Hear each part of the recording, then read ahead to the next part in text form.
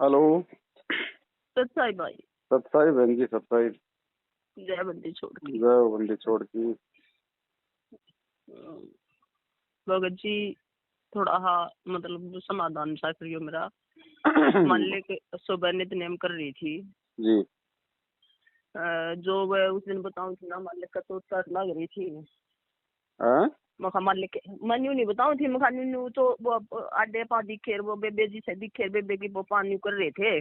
हाँ हाँ हाँ हाँ। तो जैसे मालिक आगे हर मालिक कह रहे हैं, बेटा देख मेरा क्या हाल कर रखा है इन। वो गज्जी मैं सारे नित्य मर रही हूँ। बेटी मैं इन समझाता ही आऊ हूँ। अरे मेरी कति नहीं मानती, मैं क्या करूँ बेटी। मैं बहुत दुखी कर रखा हूँ इन्हें। मेरे पाँव गोडे तो तला तला देख के कर रखा मेरा इन्हें। मगर जी ये ना बेटा इन्हें समझाओ, ये समझ जाए पूरा, ये भी मेरे है, मैं क्या करूँ। मगर जी कतिया तो मान ले ना बस बहुत बहुत रोई मगर जी मैं मान ले कति गणे दुखी हो रहे हैं परमात्मा।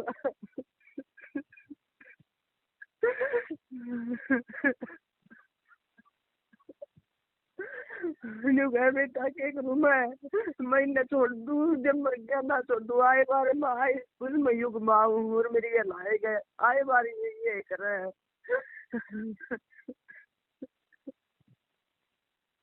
मैं जितनी बार भी आया हूँ नहीं यो कर रहा मेरे साथ बेटा।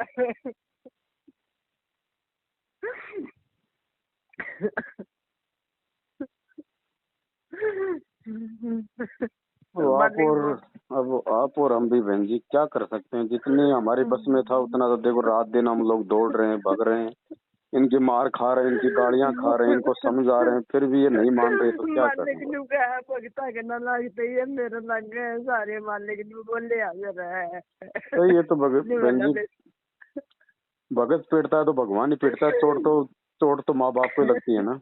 मालिक नु कहा सारे मेरे लग गए बेटा।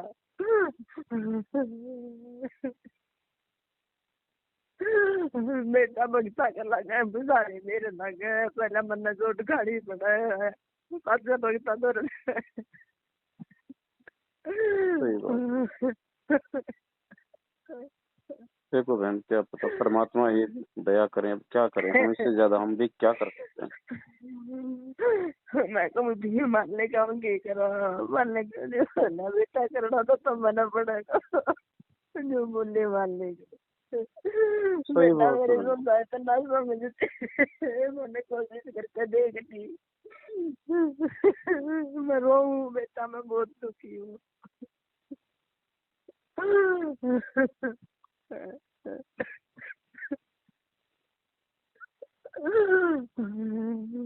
देखो बहन, आप और हमारी तो कोशिश है बहन जी, अपन तो लगे हुए हैं दिन रात समझाने में कि भाई तुम भी हमारे भाई हो, हम तुम्हारे कोई दुश्मन थोड़ी हैं, ना तुम हमारे दुश्मन हो।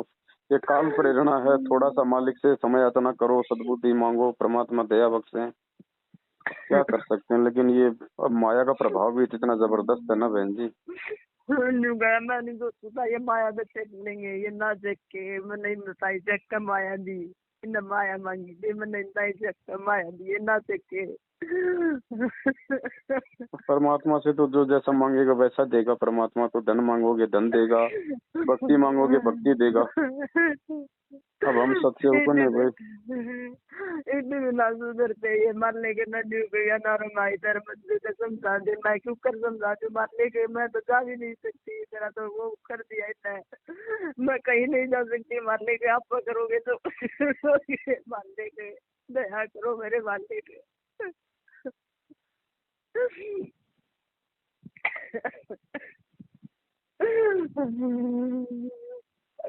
मैं मजबूरी में हो रही है, वह मजबूर है, कैटरिंग कर रही है मैं।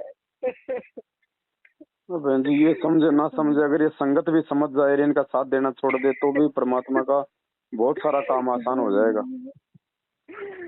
मालिक का है भगत जी, कति बेटा मेरे सारे बालक दे कर गए, कति सारे मैं कर गए बेटा। मैं रोऊं, मैं काली हाथ क्यों कर जाऊँ, मालिक साफ साफ का है। मैं काली हाथ कैसे जाऊंगा।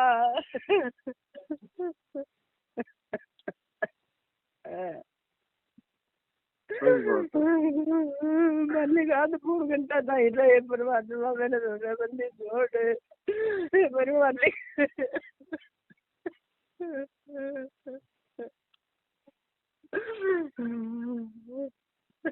तो बहन जी हम भी मजबूर हैं, क्या कर सकते हैं बताओ। अभी अगर इनके सामने जाएं तो ये मारने को नहीं तैयार डाल खड़े सकते, हैं। नहीं डाल सकते हाँ, भगत जी। मालिक ने वो देखा दिया नहीं बोला बेटा कति मार देंगे, ये राक्षस स्वभाव के हो चुके हैं। वही तो बात है ना, पूरा पूरा राक्षस रूप धारण कर रखा है। अब हमारे पास तो केवल एक भाई एक ही तरीका है मालिक की दया से, भाई हम तो इनको वीडियो बना बना के भाई हम लोग संगत को समझा सकते हैं। संगत अगर इनका साथ देना थोड़ा कम करेगी तो ये भाई हो सकता है थोड़े इनके भी थोड़े कर्म बिगड़ने से बचे। वह मालिक ने कहा ये धूने बेच देंगे, जितना संगत जागेगी उतने धूना राक्षस रूप स्वभाव करेंगे। ये पता नहीं भाग्य भगत जी मैं क्या ये तो है करूँगा। भगत जी, मालिक ने मेरे को सब कुछ दिखा दिया, मालिक ने मैं क्या करूँ। जितना संगत जागेगी उतना ये तो राक्षस रूप धारण करेंगे। उतने ज्यादा हो गया। मालिक ने कहा भगत जी मैं क्या करूँ, मैं क्या करूँ। मालिक मैं नहीं बोलती, मालिक मैं तो कुछ बुद्धि जी हूँ, मैं कुछ नहीं कर सकती मालिक। मेरा तो आपके सिवाय कुछ भी सुना मालिक, आगे बात है। देखो फिर भी बहन जी अंत में परमात्मा ही दया बख्शेंगे, मालिक की दयालु है। रास्ता तो मालिक ने निकालना है बहन जी, हम तो उनकी प्रेरणा से ही चल सकते हैं।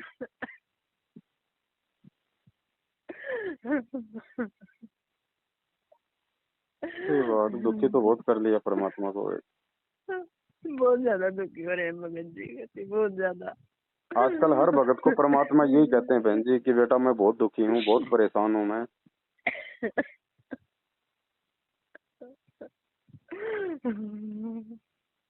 अब संगत है, संगत इतनी नादान हो चुकी है, अब क्या बताएं इनको। ये भी नहीं पता कि वो जेल है, वो कोई 5 स्टार होटल नहीं है, वहाँ पे कैदी समझ के काम लिया जाता है। भगवान नहीं समझा जा रहा वहाँ गुरु जी को। वहाँ नहीं मालिक, मालिक के साथ बहुत बुरा बर्ताव हो रहा है भगत जी। जेल है बहन जी। वो दीपू भगत जी ने बताया ना भाई, गुरु जी को गैंगस्टरों के साथ में रखा जाता है। बताओ छोटे मोटे जो अपराधी होते हैं वो भी थप्पड़ मार देते हैं गुरु जी को। अब यो भगवान है, बताओ यो किसकी तरफ उल्टा हाथ करे। वो गैंगस्टर भी उसी के नहीं कर बच्चे, सकते हम भी उसी के नुगा। बच्चे, सब मालिक उसी के मालिक बच्चे। खुद का है इस बात ना नुगा, मेरे सारे बच्चे हैं, मैं किसका बुरा करूं, मैं किसी का नहीं कर सकता। हर बार मेरे साथ यही होता है, मैं जितनी बार भी आता हूँ हर बार मेरे साथ यही होता है। लेकिन बहन हम कोशिश करें, हम प्रयास करें, जिन जिन आत्माओं को समझ में आ गई वो तो कम से कम अपने गुरु भगवान को प्रसन्न करने का प्रयास करें। हम तो जिस राह पे चल रहे हैं भाई उसी राह पे हम चलेंगे, जैसे हमारे बाप ने बताया समझाया है। और कोशिश तो रहेगी भाई भाई बहनों को समझाने की, और वही कर रहे हैं 7 साल से बहन जी, सब कुछ छोड़ छाड़ के। समझ जाएंगे तो इनका भला, और नहीं समझेंगे तो भाई के परमात्मा को जबरदस्ती तो कर नहीं सकता बहन जी। अब ये तो समर्थ है, लेकिन काल के साथ एग्रीमेंट भी हो रखा है परमात्मा का, क्या करे बताओ। एग्रीमेंट मेरे भगत जी ने कहा मेरे सारे बच्चे हैं, मैं किसने दुखी करूँ, मेरे तो सारे के सारे मेरे हैं, मैं किसने दुखी करूँ, किसने के कहूँ मैं बात तो सही है, मजबूर लेकिन हूँ। अब रोता तो परमात्मा इसलिए है ना कि भाई मेरे कि भाई जैसे ही कर्म कर रहे हैं इनके परिणाम ये खुद ही भोगेंगे ना आगे चल के। तो मालिक को तो वो परिणाम दिखाई दे रहा है उनका आंखों के सामने कि कल को इनके साथ में क्या बनेगी। मेरा इनका वो होगा विनाश होगा जब दिन में नहीं दुखा होगा, मालिक अरे ताई कहेंगे भगत जी इनका विनाश होगा जब दिन नहीं रहूंगा। सही बात है, माँ बाप भाई बेटा बेटी के सुख दुख में तो माँ बाप ही सुखी दुखी होते हैं। फिर तो ये मानते नहीं, फिर मैं रहूंगा, मालिक अरे ताई कहेंगे भगत जी। अब यहाँ पर हमारे लिए भी एक संदेश दिया मालिक ने कि भाई बच्चों आगे बढ़ो, थोड़ा बढ़ चढ़ के थोड़ी मालिक की सेवा में लगो, भाई बहनों को समझाओ थोड़ा। अब ये है कि भाई हम थोड़ा दूसरा तरीका अपनाएंगे परमात्मा के दया से। भाई अब अपने अपने घर घर में मालिक को भोग लगाओ भाई, जैसे आप करते हो, 2-4 भाई बहन आस पास के आ जाएं। क्योंकि हम मैसेज डालेंगे तो फिर ये भाई फिर वो ही करेंगे हाँ, भगत जी, करेंगे राक्षस रूप बहुत धारण ज्यादा, करके आ मालिक ने जाएंगे। बता दिया साफ साफ, और ज्यादा करेंगे भगत जी, ये बहुत ज्यादा करेंगे। हाँ हाँ हाँ हाँ। और ज्यादा करेंगे मालिक, चलो मालिक ने बता दी भगत जी। गुरु जी से सद्बुद्धि मांगेंगे, परमात्मा हमें आगे बढ़ने की कोई सद्बुद्धि दो, कोई प्रेरणा दो मालिक, ताकि आपका काम थोड़ा और आसान हो। परमात्मा दया करेंगे बहन जी। अब विनाश तो बहन जी आंखों के सामने दिखाई दे रहा है ना परमात्मा को कि भाई कल को क्या होगा। और समय ज्यादा बच नहीं रहा बहन जी, ये 2-2.5 साल का समय है। इस 2-2.5 साल में वो घोर दो ढाई साल भी नहीं है भगत जी, मालिक हाँ ने जो 2-2.5 बनाए साल बहुत भी नहीं। जल्दी उड़ा रहा है, बहुत सही जल्दी बात। उड़ा रहा फिर ये चिल्लाएंगे ऊपर हाथ खड़े करके, तब ये क्या करेगा बताओ। जब आज वो अपने बच्चों को सामने खड़ा करके संदेश दे रहा है, समझा रहा है, फिर लोग नहीं मान रहे, कल को फिर ये रोएंगे, ये चिल्लाएंगे, फिर ये कुछ नहीं करेगा। रोना तो उसका आज भी है, रोना उसका कल भी है बहन जी।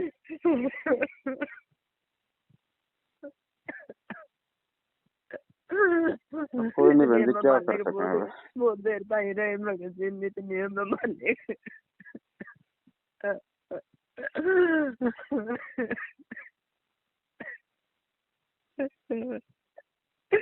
हम के करा भगत जी, मैंने मालिक तक गई, मालिक हम के कर सका, आप बनाम कुछ भी नहीं कर सकते। ना बहन जी, कुछ नहीं कर सकते।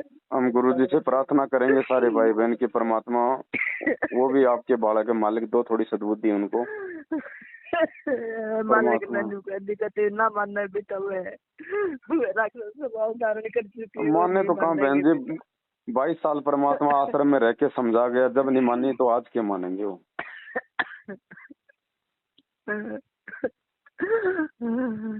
ये संगत का है, संगत मान जाए तो भी वही इनका भला।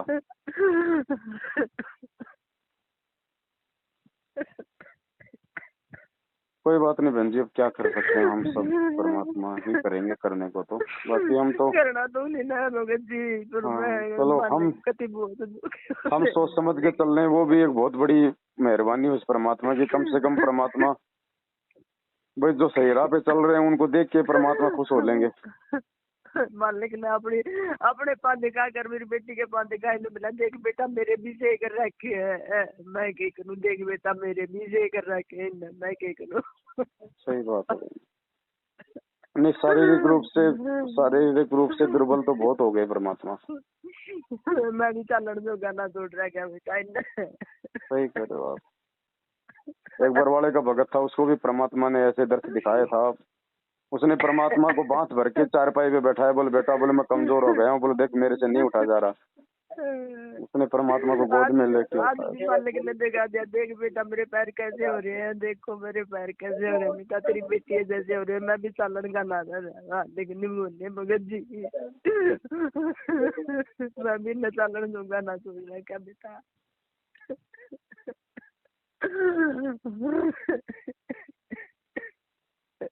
देखो बहन, कोशिश तो कर ही रहे हैं भाई बहनों को समझाने का। अगर समय रहते समझ जाएंगे, साथ संगति से जुड़ जाएंगे तो इनका भला, नहीं तो भाई वो तो अंत तो बुरा है ही है बहन।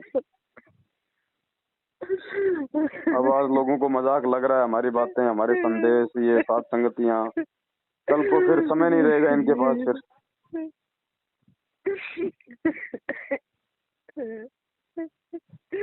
वही बात, अब काल जिसकी बुद्धि पे बैठ जाए तो बहन जी फिर वो सही गलत का निर्णय भी नहीं करने देता। नहीं कर सकते भगत जी, कुछ नहीं सोचते, लेकिन मैंने इतना धन दिया इनको, सब कुछ दिया इनको, और फिर भी सुधर के बजाय उल्टे झगड़ रहे।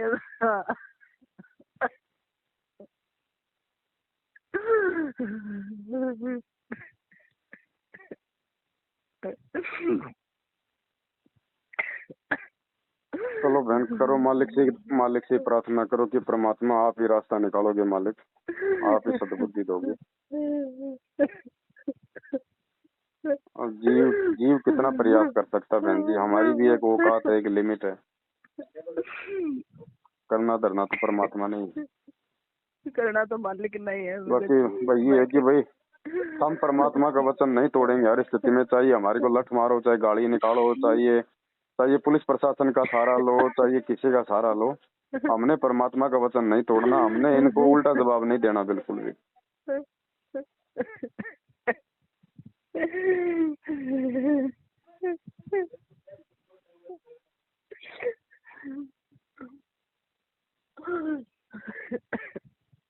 चलो ठीक है बहन, दया परमात्मा की, जैसे मालिक की मर्जी हो आगे। सच्चाई बहन जी, जय हो बंधु छोड़।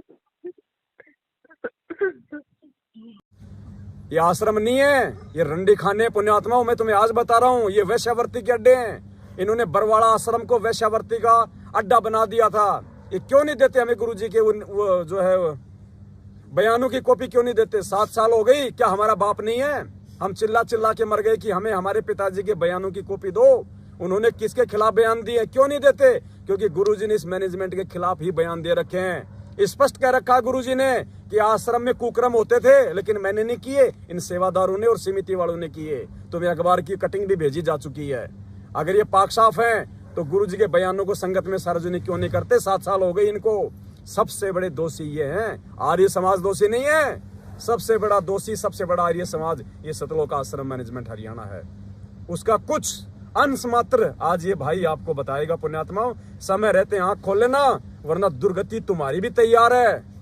परमात्मा यही देख रहा है कि क्या कर रहे हैं। इतना ज्ञान लेने के बाद में डर, भय, चापलूसी में जी रहे हैं, या मेरे सत्सेवक बच्चों के साथ मिलकर सच्चाई का प्रचार कर रहे हैं। आगे आपको भगत जी बताएंगे, ध्यान से सुनना। सत साहेब बंदी छोड़ सतगुरुदेव रामपाल जी भगवान की जय हो। भक्तों, रिकॉर्ड हो जाएगी क्या? थोड़ा मालिक दया करे। रिकॉर्ड हो जाएगी, रिकॉर्ड हो जाएगी, धीरे बोल रहे हैं। हाँ, रिकॉर्ड तो हो जाएगी। बाकी थोड़ा भगत जी अगर प्रयास करें ऊंचा बोलने का तो थोड़ा आप भी आ जाओ ना, आप भी आ जाओ थोड़ा नजदीक। ले लो चेयर, ले लो जरा। मैं नीचे बैठता। हाँ हाँ हाँ, आराम से। हाँ बिल्कुल सही। थोड़ा बोलो बोलो। हाँ, तुमको भी सुनाई देगा थोड़ा तो। भक्तों, मैं आपका भगत भाई दीपक उर्फ दीपू, गांव 7 रोड, जो 2015 में गुरुजियों ने जेल से ही शरण में लिया था और संगत में आते ही जेलर शमशेर सिंह दहिया के खिलाफ गुरुजियों की सेवा बताकर एक इंटरव्यू जो जेलर के खिलाफ दिया था, मैं वही आपका भाई दीपू हूँ। भक्तों, मैं अभी बरवाला आश्रम से प्रेजेंट सेवादार था, इसमें भिवानी आश्रम में प्रेजेंट सेवादार था। और भक्तों, अभी मेरी 5 या 6 महीने से 9 एंट्री और कुछ ठग्गा बग्गी के इन्होंने पीले पेज निकाले हैं जो सरासर गलत हैं। मैंने कभी भी किसी भगत भाई से या किसी जगत वाले से 10 रुपये भी झूठ बोल के अगर लिए हैं तो मैं उस बात का गुनहगार हूँ। और भक्तों, परमात्मा भी कहते हैं मदद तो जगत वालों की भी की जाती है, लेकिन मदद करना क्या कोई ठग्गा बग्गी में आता है? या मेरे खिलाफ कोई किसी भगत भाई ने कोई FIR की है या किसी जगत वाले ने की है जो इन्होंने मेरे ऊपर इतना बड़े आरोप लगाए हैं? आरोपी ये खुद है। मैं इनकी आश्रमों की अंदर की सारी सच्चाइयाँ जान रहा था।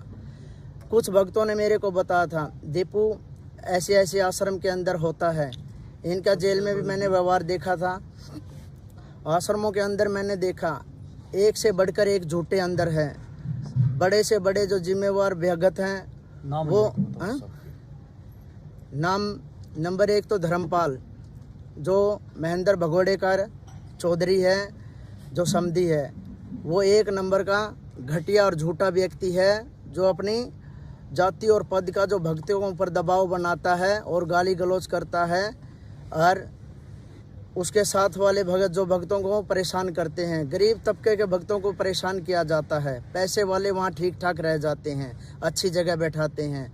वहाँ भी भेदभाव मिला है। जैसे डेरा सच्चा सौदा में भेदभाव किया जाता है, वैसे ही भिवानी आश्रम में ये सतलोक आश्रम मैनेजमेंट ये भी करती है। भक्तों, जागो और सच्चाई से जुड़ो। परमात्मा की दया से मेरे ऊपर भी दया की है गुरुजियों ने। और भक्तों, इन्होंने जो बलवान मास्टर जी है, बालक गांव से है भगत, उन्होंने मेरे को बोला, दीपू आश्रम के अंदर चौधरी मत बन। दीपू तेरे अभी पिंडिया पर लठ भी नहीं लागे हैं, तेरा लठ भी लागे जाएंगे। तू भगत भी कच्चा है और तू जेल वाला दीपू है, ये भी अपनी मैं करना छोड़ दे। क्या भक्तों, एक भगत भाई किसी भगत को कच्चा या पक्का बता सकता है? ये तो भगवान ही बता सकता है। लेकिन इन लोगों ने भक्तों मेरे साथ बहुत ज़्यादा जाति और अन्याय की है। मेरी भगतमती भी वहाँ भिवानी आश्रम में आई थी। उसके साथ भी इन्होंने गलत तरीके से बोलचाल करनी शुरू कर दी थी, जिसका मैंने विरोध किया था। माँ भगत जी, मैं दूध का जला हुआ हूँ और लस्सी को भी फूंक फूंक के पीता हूँ, आप मेरे बच्चों से दूर रहना। मैंने इनको बहुत कहा भगत जी, लेकिन भक्तों मैं इनकी ये सच्चाइयाँ जानता था, बहुत सारी सच्चाइयाँ जानता था, लेकिन मैंने यही सोचा कि मैं अब ये बताऊँ तो बताऊँ किसको।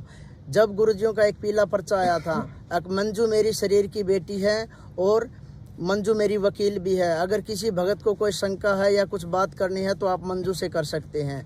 मैंने मेरी बहन मंजू से कुछ फ़ोन पे बातें की है, जिसकी मेरे पास ऑडियो भी है, लेकिन मेरी बहन मंजू ने पहले मेरे को आश्वासन दिया झूठा। वो बोल रही थी कि भाई दीपू, जो भी बात है वो मेरे को सच सच बता, मैं आपकी प्रार्थना गुरुदेव के पास भेजूंगी।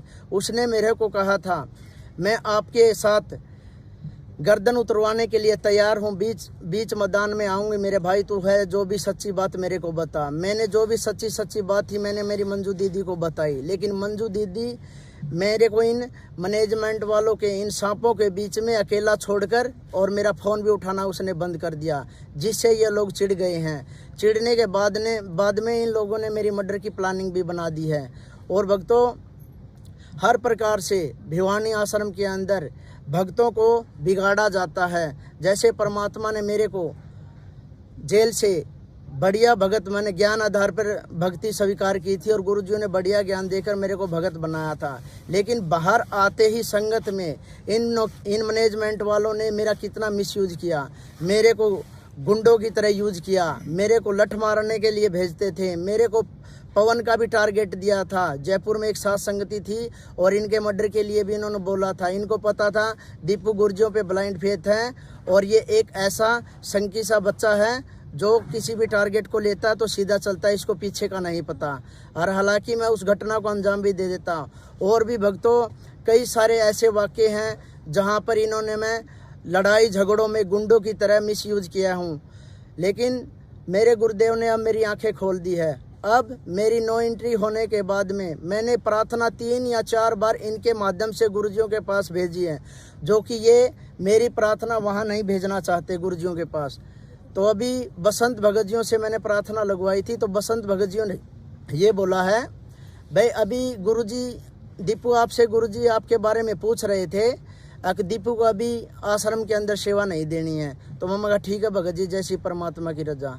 लेकिन भक्तों, जो ये मेरी नो एंट्री हुई है, मैंने आश्रम के जो मेन जिम्मेदार सेवादार थे उनका आचरण देख के भक्तों, मैंने मेरे गुरुजियों से प्रार्थना लगाई थी मंजू के माध्यम से।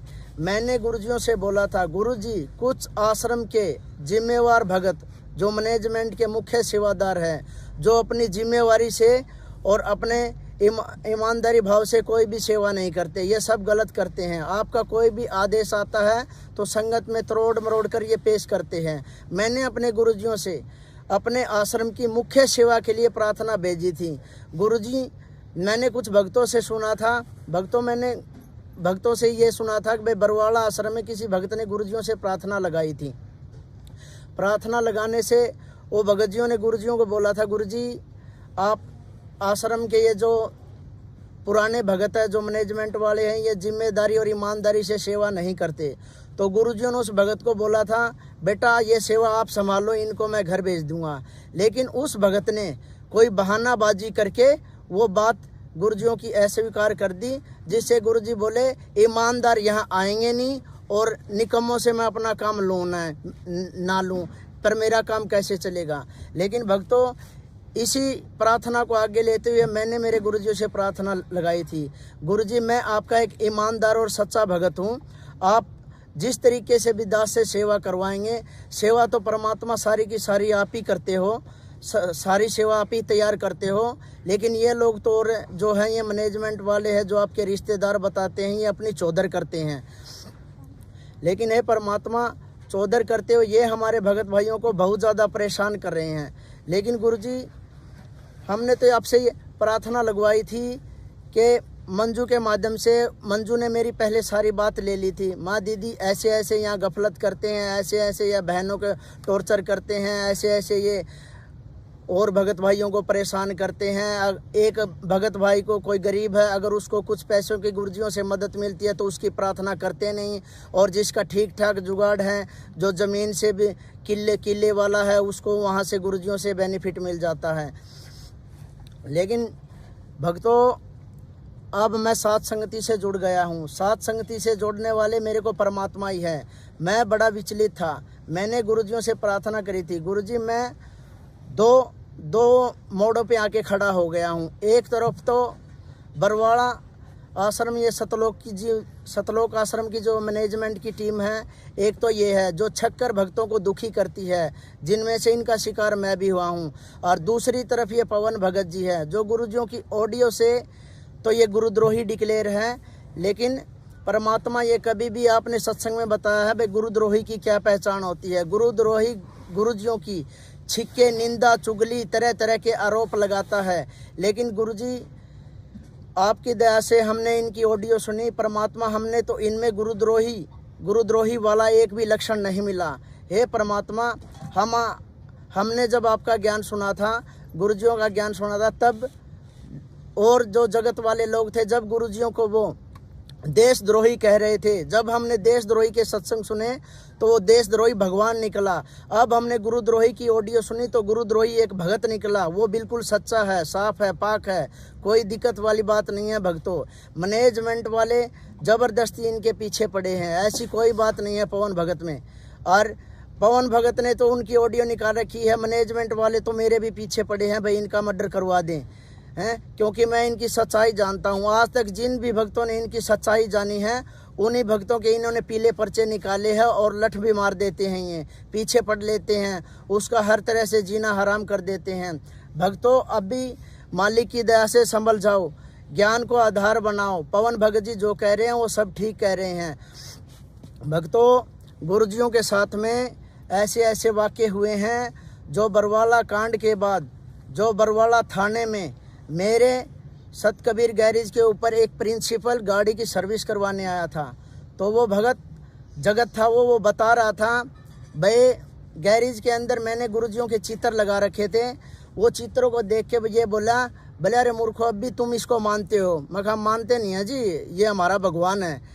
तो उन्होंने बोला भगवान है? भले तुम कम पढ़े लिखे हो, अभी तुम्हारी बुद्धि है ना, विचार नहीं कर पाती, ये क्या है? भले इस भगवान, हाँ, भले इसको भगवान को मैं भी चेक करने के लिए गया था उसमें बरवाड़ा थाना में। भले हमारा दोस्त था एक प्रदीप जमोड़ी, गैंगस्टर है जो सुना है, उसका बाप है ओम प्रकाश।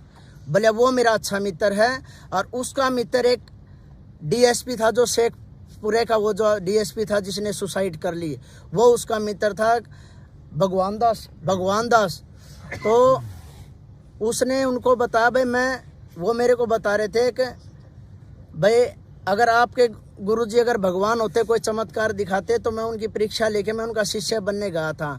तो वो बोले ओम प्रकाश मेरे दोस्त ने मेरे को बुलाया, बोले आजा, जो वो रामपाल अपने आप को भगवान कहता था, वो अपने दोस्त की कस्टडी में है और फिलहाल बरवाड़ा थाना में है, आज उससे चल के बात करते हैं, आज भगवान से तेरे को मिलाते हैं। तो वो प्रिंसिपल बताया था, मैं गया था गुरुजियों को चेक करने, भाई तेरे को भगवान हो गए तो मैं वहाँ नाम दीक्षा ले लूँगा। तो बोले हम दोनों वहाँ अपने मित्र के पास पहुँचे, भगवान दास डीएसपी के पास। डीएसपी भगवान दास के पास जाते ही उन्होंने बोला भाई मिलवा उस रामपाल भगवान से। तो डीएसपी भगवान दास उनको वहाँ लोकत में ले गए गुरुजियों के पास में, और जाकर गुरुजी से बोले भाई ये रामपाल पूछ लो भगवान है कि नहीं है। तो उस भगवान दास डीएसपी ने ऐसे डंडा लेके और गुरुजियों की ऐसी ठोड़ी के नीचे मार रहा था, ऐसे खींच के, बोले बता भगवान है। लेकिन गुरुजी ने इतने हाथ जोड़ के ऐसे नहीं, बोले नहीं मैं कुछ नहीं हूँ। ऐसे अत्याचार हुए। फिर मेरे को भी थोड़ी सी चिड़सी हुई भाई, मेरे गुरुजियों के साथ में इनने अत्याचार ऐसे किए भाई, ऐसे गुरुजियों को मारा। तो फिर मैंने उस प्रिंसिपल को बोला, माँ प्रिंसिपल जी अब ये बताओ, चलो हमारे गुरुजियों के साथ में तो आपने भगवान दास डीएसपी ने, आपके दोस्त ने ऐसे उसको लाठियाँ मार दी गुरुजियों के ठोडी के नीचे, लेकिन अब ये बताओ उन दोनों को क्या परिणाम भुगतने हुए? बोले परिणाम क्या भुगतने? मैं ये बताओ पहला भगवान दास डीएसपी कहाँ गया?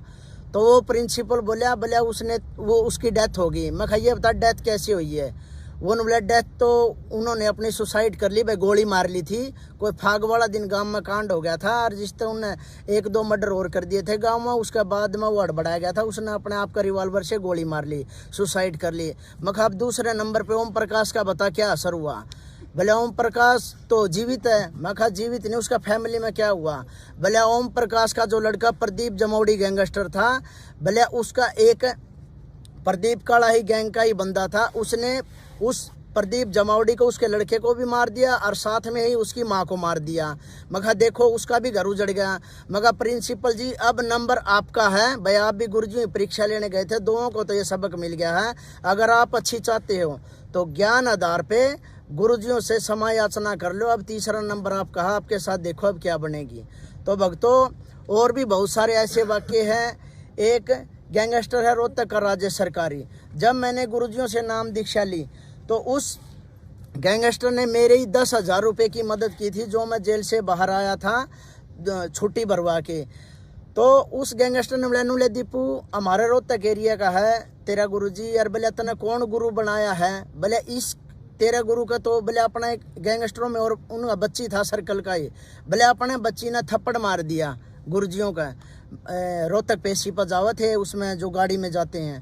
तो मैं मखा भगत जी मखा मेरे भाई राजेश कोई बात को नहीं, गुरुजियाँ का थप्पड़ माँ साधु संत्या का चप्पल डले थप्पड़ लात गुस्से ये गाल ये बांडा, अगर मैं कोई दिक्कत वाली बात को नहीं। अगर मखा गुरुजियाँ का आदेश ये है जय भाई इस लड़के ने, इस गैंगस्टर ने मेरे को थप्पड़ मारा है, तो मैं मखा ये जो भगत है ना ये अपने परमात्मा के लिए कुछ भी कर सके, जिसमें से मैं भी हूँ, कुछ भी कर सकूँ हूँ। लेकिन हम मर्यादा बंदे हैं भाई, कोई दिक्कत को नहीं, हमने कुछ नहीं कहा। मगर अगर इसके बच्ची के जो इमात वाले हैं इमातियों को भी देख लेंगे फिर तो, अगर गुरुजी आदेश देते। लेकिन गुरुजी ऐसा आदेश देते नहीं भाई किसी को लठ मारो थप्पड़ मारो गाली गलोच कुछ भी दो। लेकिन पता नहीं भक्तों ये कहाँ से ये लठबाज, ये गुंडे, ये बदमाश, ये बलात्कारी ये कहाँ से पैदा हो गए। जो गुरुजियों के मर्यादा में रहते हैं इनकी नज़र में वो तो भगत है ही नहीं। जो बलात्कार कर देता है वो भी भगत, डकैती मार देता है वो भी भगत, लठ मारता है वो भी भगत, बरवाड़ा कांड में बम फेंकने वाले भी भगत, 20-20 रुपए के काले कपड़े बांध के सर में वहाँ बरवाड़ा कांड में जो अत्याचार कर रहे थे वो भी भगत, सारे ही भगत हैं। लेकिन जो मर्यादा में रहते हैं गुरुजियों के वो भगत क्यों नहीं है। गुरुजियों ने बोला भाई ज्ञान को आधार बनाओ हैं। संगत के अंदर स्वांगी भी बहुत है, बहुत ज़्यादा स्वांग करने वाले मिलेंगे आपको। हंस और बुगले की पहचान भी बताइए गुरुजी, दोनों एक जैसे होते हैं लेकिन हंस कौन सा होता है बुगला कैसा होता है, सब कुछ बताया गुरुजियों ने। भक्तों आपकी आंखें कब खुलेगी। हर प्रकार से गुरुजियों ने ज्ञान दिया हमें भाई, आप इनको देखो, ध्यान से देखो, ज्ञान आधार से देखो, इनका आचरण देखो, बोलने चलने का व्यवहार देखो।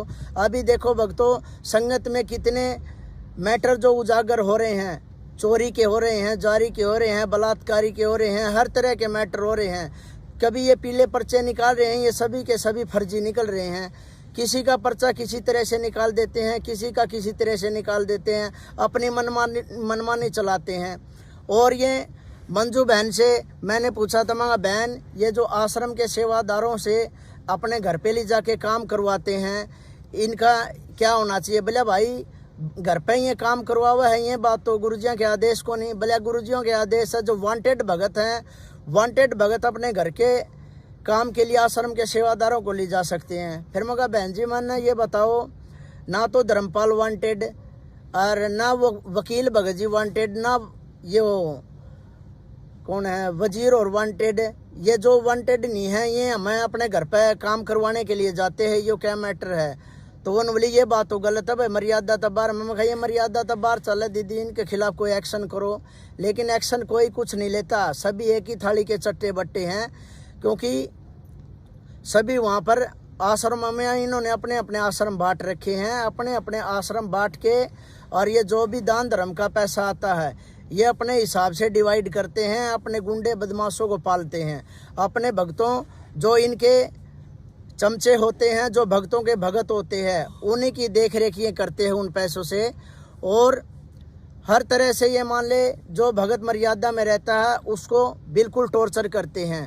जेल सेवादार जो भगत बोले जाते हैं, कुछ भगत भाई वहीं आश्रम में हैं जिन्होंने मेरे को भी बताया था दीपू आश्रम में ऐसे ऐसे अत्याचार हो रहे हैं। उन्होंने भी मेरे को अपनी सारी सारी की सारी जो कमज़ोर बातें थी आश्रम के अंदर की, क्या क्या घटियापन करते थे, क्या क्या नहीं करते थे, उन्होंने सारी बताई। तो उन्होंने मेरे को बोला फिर मैं स्टैंड लूँगा तो क्या होगा। उन्होंने बताया था अगर आप स्टैंड लोगे तो आपके पीछे कोई नहीं खड़ा होगा, सिर्फ गुरुजी आपके साथ होंगे, क्योंकि ये डंडे भी मारेंगे, नो एंट्री भी करेंगे, आपको गुरुद्रोही भी बनाएंगे, आपको हर तरह से परेशान करेंगे। मामा कोई नहीं, अगर मेरे भगत भाइयों को फ़ायदा होता है तो मैं ये कुर्बानी देने के लिए तैयार हूँ। तो फिर मैंने जो प्रार्थना लगाई थी उसका परिणाम यह निकला था। प्रार्थना पहले तो मेरी ये थी, मैंने अपने गुरुजी देव से अपने मिशन की सबसे मुख्य सेवा मांगी थी, जो वो महेंद्र भगोड़े के पास जो सेवा है वो सेवा दास ने गुरुजियों से मांगी थी, जो प्रार्थना में लिखी थी। भाई मेरे को आश्रम की मुख्य सेवा चाहिए, यहाँ के मुख्य सेवादार जिम्मेदार ईमानदारी से सेवा नहीं करते और ये बहुत ज़्यादा गफलत करते हैं। तो इसी के दौरान महेंद्र भगोड़े ने मेरे साथ चालबाजी और ये षड्यंत्र किया। प्रार्थना गुरुजियों के पास गई नहीं, उससे पहले बसंत भगत जियों का फ़ोन आया राजेश भंडारी के पास। राजेश भंडारी ने मेरे से बात करवाई, दीपू फ़ोन आया हिसार से किसी भगत का बात कर ले। मैंने बात की तो वो बसंत बोल रहा था। बसंत बोला दीपू तूने गुरुजियों से क्या प्रार्थना लगाई है, आपको एक बार बताऊं। मैं कहा प्रार्थना का लेखक ही मैं हूं, तो आप क्या बताओगे, आप मेरी प्रार्थना गुरुजियों के पास भेजोगे या नहीं भेजोगे। तो उसने कहा प्रार्थना तो आपकी भेज देंगे, लेकिन मैं आपको दीपू पहले ही सूचित कर रहा हूँ, जो सेवा आपको आश्रम में मिली है ना, आप उस सेवा से भी चले जाओगे। भक्तों ये बताओ गुरुजियों के पास गई नहीं है मेरी प्रार्थना। बसंत भगत जी ऐसे कैसे बोल सकते हैं, अक भाई तेरे को जो सेवा मिली है उससे भी जाते रहोगे। लेकिन भक्तों ये सारा का सारा इन्हीं का मैटर है। ये जब चाहे जिसकी यस या नो, ये इनको जो भी कुछ करना है इनके हाथ में है। गुरुजी ऐसे ये कुछ आदेश नहीं लेते, गुरुजियों के ऊपर तो ये खुद दबाव बना लेते हैं। गुरुजियों से तो अगर गुरुजी को इनको आदेश भी देते हैं तो ये तरोड़ मरोड़ करके अपना आदेश चलाते हैं, गुरुजियों का आदेश आगे नहीं चलाते। जैसे किसी भगत ने बताई थी, एक विकास है सिंहपुरिया भगत, जेल में था साथ, जो इन भक्तों में से मेरे को सबसे ठीक लगता था, जो एक कोई भी बात होती थी तो वो साफ साफ बताता था, एक भगत को गुरुजियों के पाले में छोड़ता था। तो वो कहते थे बोले दीपू जैसे ये संगत में तरोड़ मरोड़ के जो गुरुजियों का आदेश पेश करते हैं, तो वो भगत बता रहा था अगर गुरुजियों ने किसी भगत को आदेश दिया है अक बेटा आलू खा लो, तो भगत का कर्तव्य क्या बनता है, भगत की हिम्मत होनी चाहिए, गुरुजियों का आदेश है आलू कच्चा ही खा जाएं।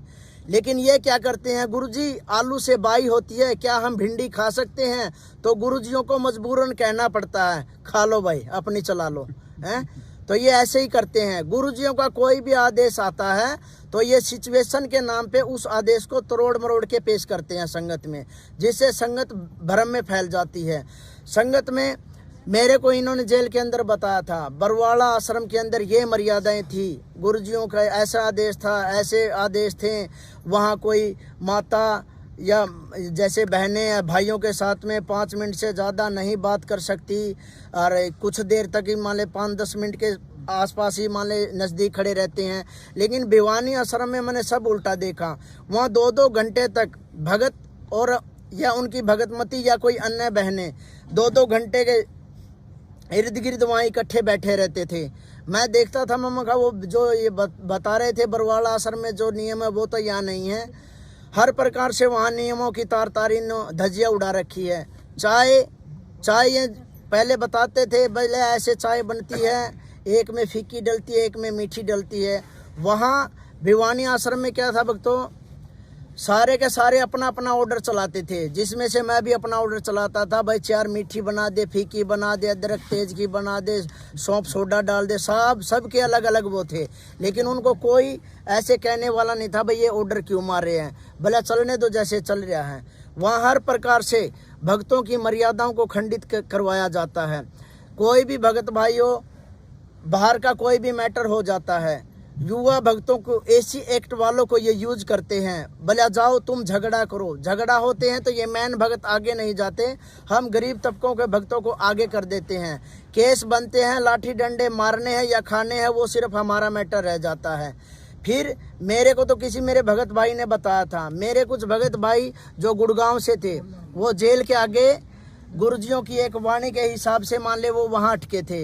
एक पुस्तक आई थी गुरुजियों की, उसमें एक वाणी लिखी थी, एक हेडिंग थी, गुरुजियों ने उसमें लिख रखा था, क्या इस जेल रूपी तसले के ऊपर आप अपना माथा भी नहीं टेकना चाहोगे।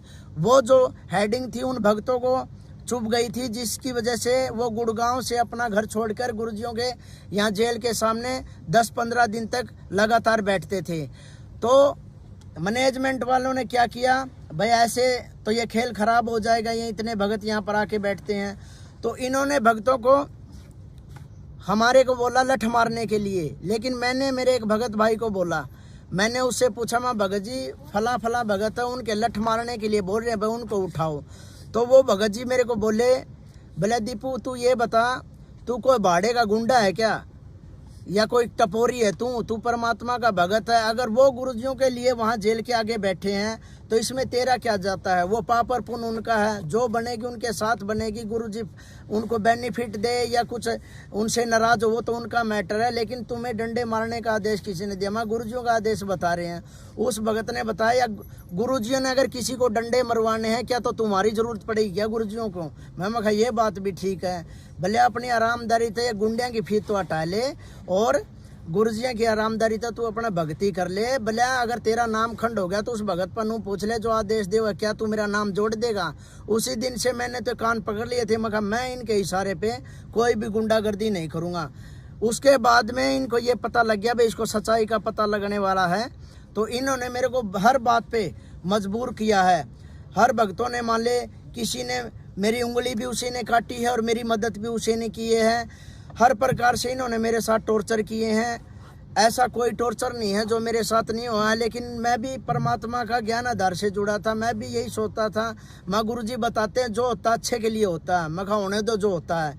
आज स्थिति यह आ गई है, परमात्मा की दया से सात संगति से मेरे को जुड़ना पड़ गया है, जिसमें से जो पवन भगत जी जो सात संगति को हैंडल करते हैं, इसमें ये क्या है, भगतजियों को गुरुजियों की ऑडियो ने गुरुद्रोही डिक्लेयर किया है। लेकिन गुरुजियों ने हमें ज्ञान भी दिया है। ज्ञान आधार से देखें तो पवन भगतजियों पे कोई बात सटीक नहीं बैठती है। इन्होंने ये सब का सब मैटर दबाव में गुरुजियों से करवा रखा है। बार बार अगर किसी भगत की झूठी शिकायतें लगाओगे तो गुरुजी यही कर लेते हैं, ले ठीक है वो मेरा भगत है, अपने आप हटेगा तो नहीं। ये परीक्षा इनकी भी है और भक्तों की भी है। अब ये तो हटे नहीं है, मैनेजमेंट वालों ने इनका देख लिया भाई दिन भर पल रहा सत्सेवकों का भारी होता जा रहा है। तो अब उन्होंने हर तरह से प्रयास कर रखे हैं भाई सात संगतियों को कैसे रुकवा जाए, इन भक्तों को कैसे मारा जाए, कूटा जाए, कुछ भी किया जाए।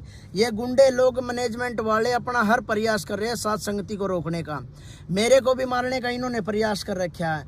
लेकिन परमात्मा की दया से मैं जब दो रास्तों के बीच में अटक गया था तो मैंने गुरुजियों से प्रार्थना की थी, माँ गुरुजी मेरे को कोई एक रास्ता दिखा दो भाई जिससे मैं भी अपनी भक्ति अपनी सुचारू रखूं। मैनेजमेंट वालों ने मेरे पीले पर्चे निकाल दिए। हरियाणा में जैसे जाट खाप ये पंचायतें होती हैं, जैसे किसी का गांव से हुक्का पानी बंद कर देते हैं, इन मैनेजमेंट वालों ने इसी तरीके से मेरा भी संगत में हुक्का पानी बंद कर दिया। दीपू को कोई भी अपने घर में नहीं आने देगा, ना दीपू से किसी प्रकार का कोई भी संपर्क नहीं रखेगा। अगर कोई उससे संपर्क रखेगा तो उसका नाम खंड हो जाएगा। देखो भक्तों, मैंने इसे क्या गुनाह कर दिया भाई, क्यों नाम खंड हो जाएगा? अगर मेरी 26 जनवरी को 9 एंट्री हुई थी, एक मेरे रिश्तेदार है जो अमरजीत है, जो बडाला से है, वो गुरुजियों का शिष्य है, उस भगत ने मेरे साथ फोटो खिंचवा लिया था। उस भगत का फोटो के ऊपर भी इन्होंने नाम शुद्ध करवाया, बोले आपका नाम खंड हो गया, आपने दीपू का सहयोग किया है भाई, फोटो खिंचवा लिया। भक्तों ये क्या ड्रामा है, फोटो खिंचवाने से थोड़ी कोई नाम खंड हो जाता है, हैं?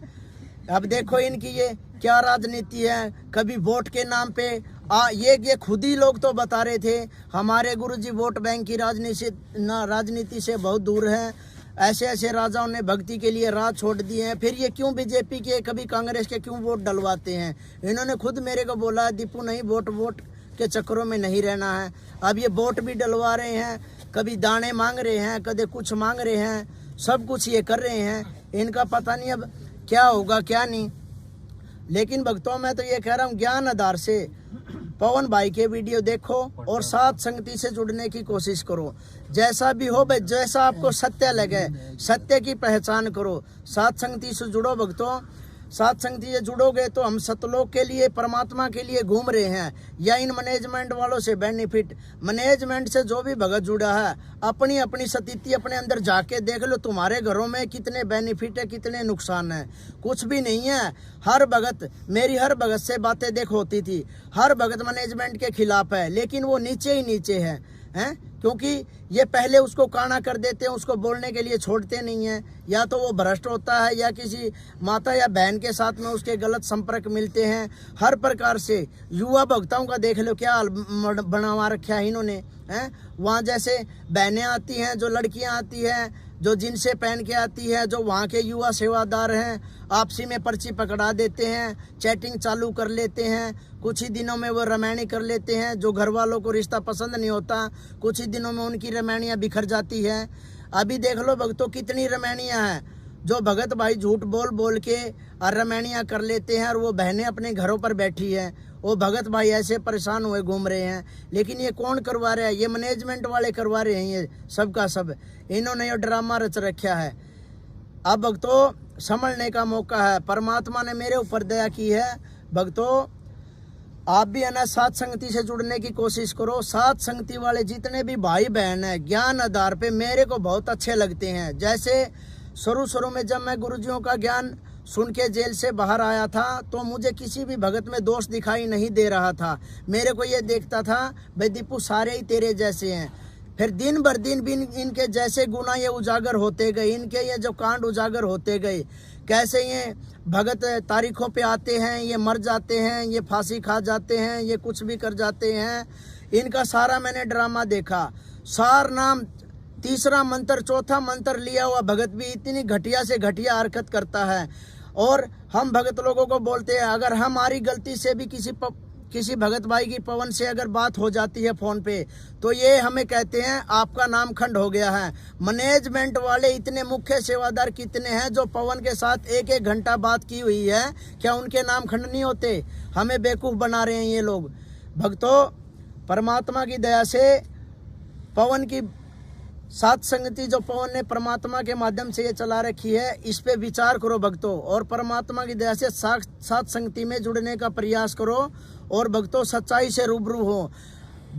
सतलोक आश्रम मैनेजमेंट जो अपना रवैया जो भक्तों में अपना रहे हैं ना, ये बहुत ही गलत है।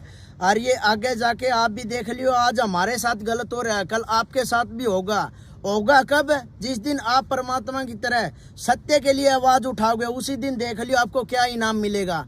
इनाम सत्य के लिए तो हमारे गुरुजी जेल में बैठे हैं, और सत्य के लिए हम ही चल रहे हैं, और सत्य के लिए चल रहे हैं। मैंने भी अब सत्य के लिए आवाज उठाई थी। मेरे को 15,000 रुपये आश्रम में सेवा मिल रही थी, खाना पीना मेरा फ्री था।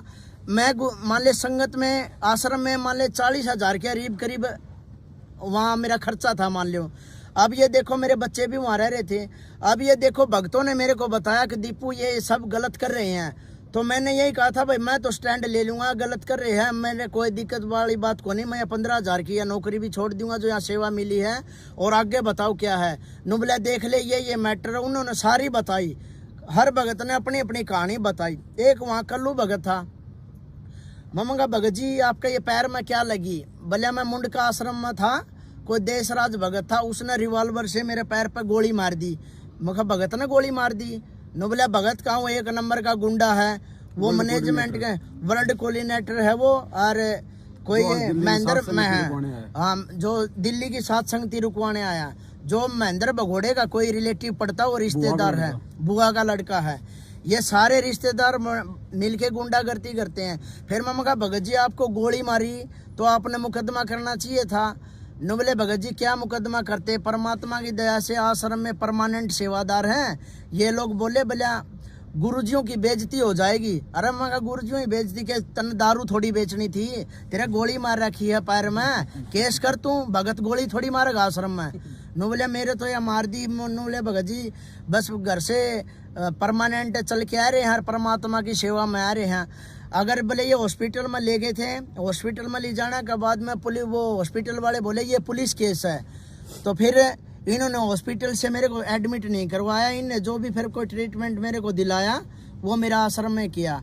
फिर मैं समझ गया हम भक्तों को भी गोली मार देते हैं, भले भक्तों को तो पता नहीं क्या क्या कर देते हैं। इतनी माता बहनें हैं जिनके साथ बलात्कार हुआ, भगत भाइयों को गोली मार दी। लठ वाले तो उदाहरण बहुत हैं, लठ तो मन ने भी कई भगता का जगत वाले का मार रखे हैं, भगता का भी मार दिए है। इनका कहना पे हर तरह की इनने बुराई करवा रखी है। तो भक्तों जागने का मौका है। एक भगत ने और बताया था, भले दीपू मन ने भी परमात्मा से है ना बरवाड़ा आश्रम में सेवा मांगी थी। गुरु जी मैं आपके नज़दीक रहना चाहूँ, परमात्मा दया करो मेरे को गनमैन की सेवा दे दो। तो गुरु जी ने यही बताया था कि बेटा अगर आपको भगत बनना है तो जाके नाली साफ कर ले, और जोन से ये गनमैन की सेवा ले रहे हैं ना, ये तो मेरा चीचड़ लाग रहे हैं, भला मेरा सारा खून पी गए। उस भगत ने कान पकड़ लिए थे, भला गुरु जी मैं तो नाली साफ कर लूँगा, और अपना फिर वो भगत आ गया सत्साहिब करके। तो भगतों देख लो, जो ये गुरुजियों के बाहर को ये गनमैन जो हमें दिख रहे हैं, सिक्योरिटी गार्ड है, इन्होंने तो ये देख लो गुरुजियों का अपहरण कर रखा है हैं। और इनसे ये बचना हमें ये लग रहा है हमारे भगत भाई हैं, क्यों किसी गरीब भगत की प्रार्थना नहीं पहुंचती गुरुजियों के पास में, बीच में ही रह जाती है, महीनों चक्कर कटवाते हैं। अभी मेरे को गुरुजियों से प्रार्थना लगाई थी, 60,000 रुपए की मेरे को जरूरत थी, मैंने प्रार्थना लगवा दी।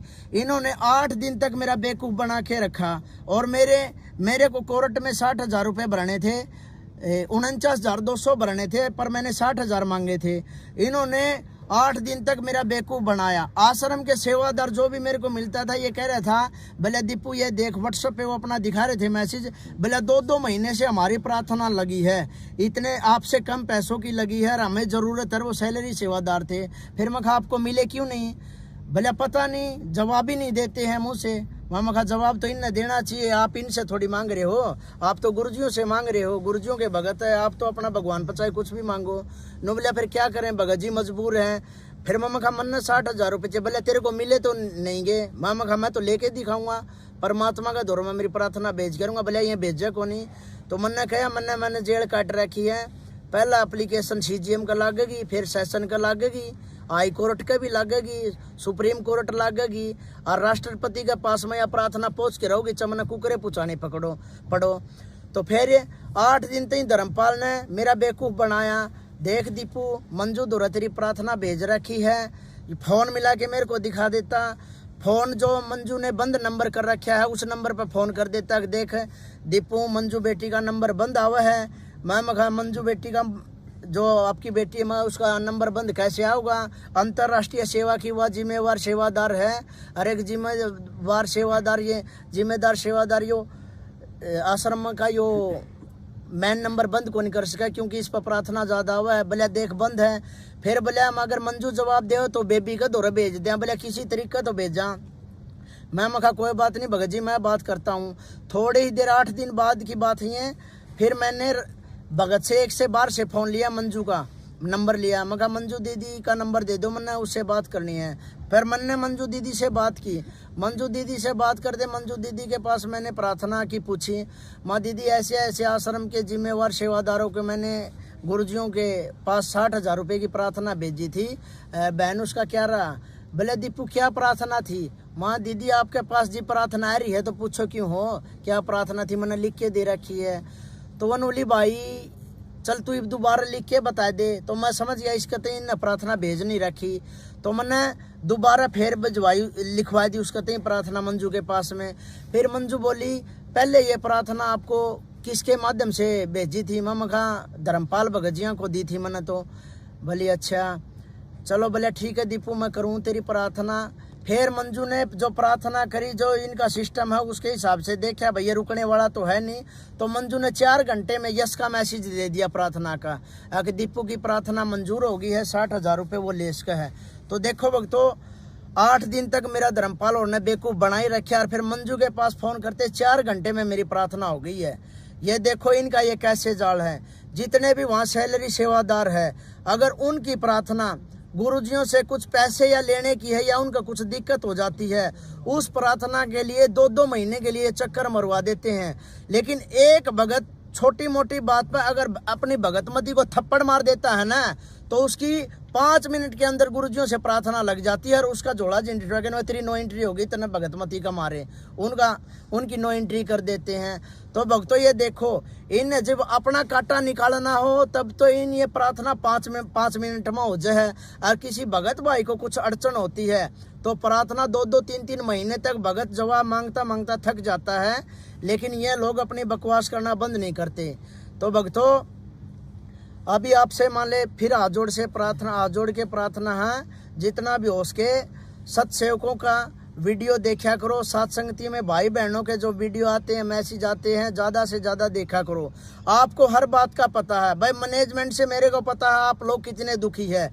हरियाणा से कितने भक्तों के मेरे पास फ़ोन आते हैं, दीपू ये बन रही है। और मैंने उनको यही कहा है भाई, अगर सत्य का मार्ग से जुड़े हो तो परमात्मा की दया से सत्य भी तो बोलना सीखो।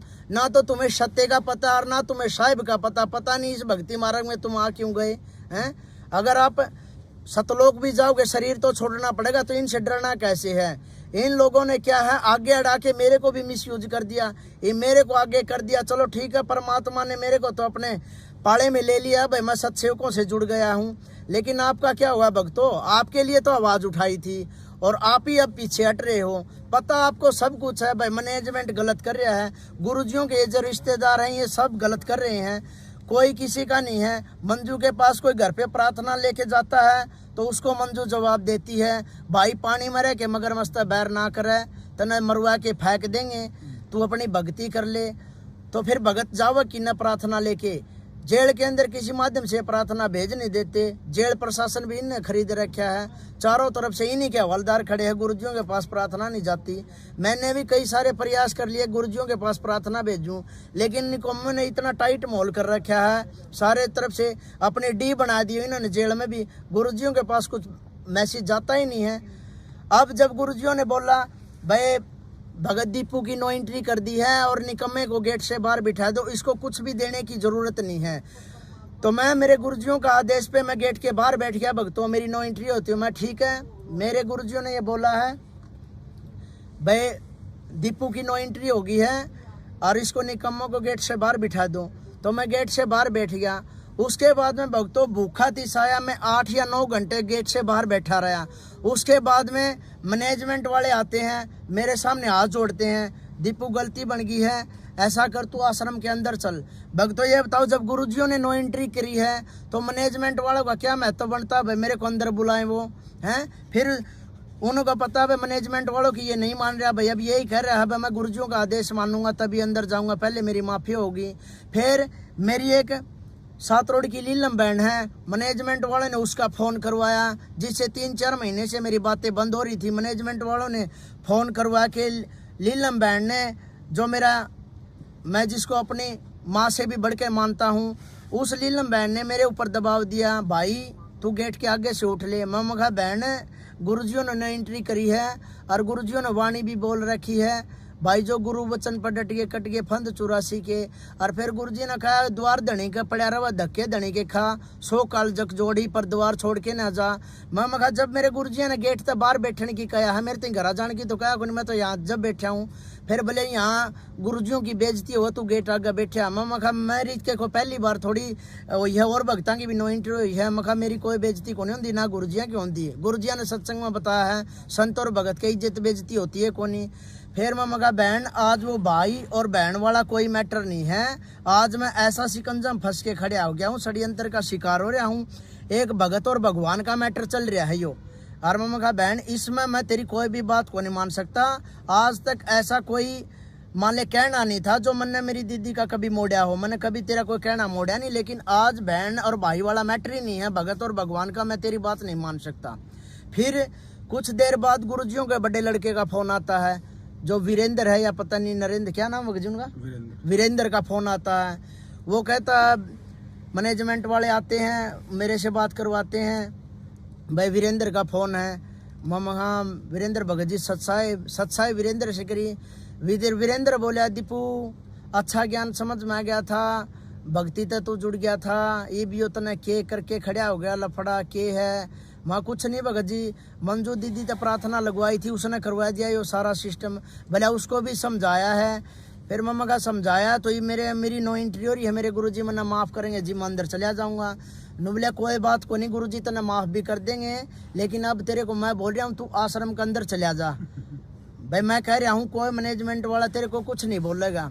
मैं मगा भगत जी आप मेरे गुरु थोड़ी हो, आप तो मेरे नॉर्मल से भगत भाई हो, मैं आपका आदेश कुकर मानूं, मानना आदेश गुरु जी का चाहिए। अरे बोले मैं भी तो कुछ होगा, मगर मेरी नजर में तो कुछ भी को नहीं। हाँ मनने तो मेरे गुरु जी आदेश चाहिए। और पूरी क्या करा था बोले मरवा के छोड़ दिया। हाँ जेल में एक भगत था, वो जगत था बलवान जुलेड़े का, वह पूछा थे चकिया मारा बोले यो के करवा दिया, बोले कि मैं नहीं बुढ़ा दिमाग खराब हो रहा, हम और फंसवा के घेर दिया। कौन बोला? हाँ ये जो गुरुजियों का बड़ा लड़का है। अब ये जो जितने भी बात वहाँ बोलते थे वो जगत वाले, हम कहती भाई बात तो करते ही थे, जब तक तो मैं शरण में ही नहीं आया था गुरुजियों का है। इसी घटिया घटिया सतर की ये बातें करते थे। ये जितने भगत थे जे गुरुजियों का केस में फंस तो गए थे, कुछ भक्तों ने छोड़ के जिनके जुगाड़ नहीं थे, जो गुरुजियों के रिश्तेदार थे, सारे ने अपने पैसों का बलबूते पे, जो अन्य कैदी थे जेल के गैंगस्टर थे, उनके पास अपनी जजों से सेटिंग करने के लिए, नाम कटवाने के लिए पैसों में सेटिंग करते घूम रहे थे। लेकिन परमात्मा ने ऐसा होने नहीं दिया, एक भी नहीं निकलने दिया इनमें से। नहीं, इनने पूरी सेटिंग करने के लिए पूरे हाथ पैर मारे थे, चाहे कितने लाख रुपए में बात हो, हमने इस मैटर तक छूटना चाहिए, लेकिन परमात्मा ने एक भी नहीं निकलन दिया। सब बचन एक नंबर के बकवासी भगत थे, ये डोंगी थे। गुरुजी कहते हैं ना भाई भगते में यहाँ स्वांग करने वाले आपको बहुत मिलेंगे, ऐसी बात नहीं थी। सारे तो निकम्मे नहीं थे, कुछ भगत उनमें ठीक भी थे और कुछ बिल्कुल ही गए गुजरे थे, जिनको कुछ मतलब ही नहीं था भक्ति से। कोई कुछ कह रहा था, किसी का थोड़े बहुत लठ लाग रहे थे, वो उड़ा कवा था भाई आगे भले बरवाला आश्रम में खीरे नहीं खावांगे, चल 84 में सूर बन के गूँ खाना पड़ जियो, बोले खीर नहीं खावांगे महाराज जिया की। ऐसी ऐसी टोपी करे थे, ये क्या के भगत हैं बॉस। कभी इनकी देखता उड़ा है, कभी दाल पर उड़ा कर लेते थे, कभी किसी चीज़ पर झगड़ा कर लेते थे, कभी किसी चीज़ पर झगड़ा कर लेते। लेकिन मेरे एक भगत भाई वो विकास सिंहपुरिया, उसने बताया बोले दीपू जो ये भीड़ देख रहा है ना, ये एक जो भगवान का भगत हुआ है, ये वो भगत को नहीं। मखा फिर कौन हुआ है भगत? बोले भगत वैसे मैं भी नहीं हूँ, बोले एक भगवान का जो भगत होता है ना, और जिस अंडरवियर को जिस कच्छे को पहन के नहाता है ना, बोले ये उस भगत के उस लेवल के भी नहीं है, बोले ये सब बकवासी हैं। मैं मगा ठीक है। आहिस्ता आहिस्ता मन ने भी उन्हें परीक्षण करना शुरू किया। उनमें से आधे से ज़्यादा तो बगैर मतलब की भीड़ हो रही थी, जिन्होंने कोई मतलब नहीं था गुरुजियों से, जो एक दूसरे पर कमेंट बाजी गाली गलौच जिनका बहुत बोल रहे थे हम सारनामी हैं, बहुत घटिया सतर था। और अब भी मैंने तो देखा है सारनामी, इन्हें सारनाम बांट दिया है जितने युवा भगत आश्रम में, और ये और जो बड़े जो बुजुर्ग भगत हैं इनका सभी का घटिया आचरण है। गंदे गंदे कमेंट करते हैं, गंदे गंदे युवा भक्तों को चुटकुले सुनाते हैं, बहुत सारा मान ले घटियापन है। एक नंबर के झूठ बोलते हैं, फोनों पे झूठ बोल देते हैं, इनको रिकॉर्डिंग सुनाते हैं तो ये बकवास करते हैं नहीं तू झूठ बोल रहा है, और रिकॉर्डिंग में साफ है अगर देखो माफिया मांग रहे हो और आप ही मना कर रहे हो। हर प्रकार से इनका घटिया लेवल है। ये एक आने की भी भगत नहीं है, ये बकवास बहुत ज्यादा कर रहे हैं। गुरु जी मांग रहे थे एक बार धर्मपाल बलवान और कंडे, हाँ ये सारे माफी मांग रहे थे।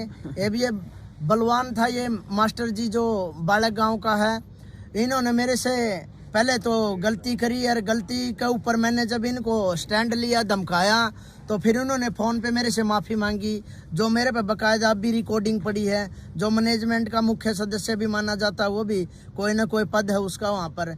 और फिर उन्होंने मेरी मीटिंग के अंदर मेरे को बुलाया, तो मीटिंग के अंदर उन्होंने सभी ने अपनी अपनी गलती पूछी, मैंने सभी की गलती बताई, तेरी ये गलती है, तेरी ये गलती है।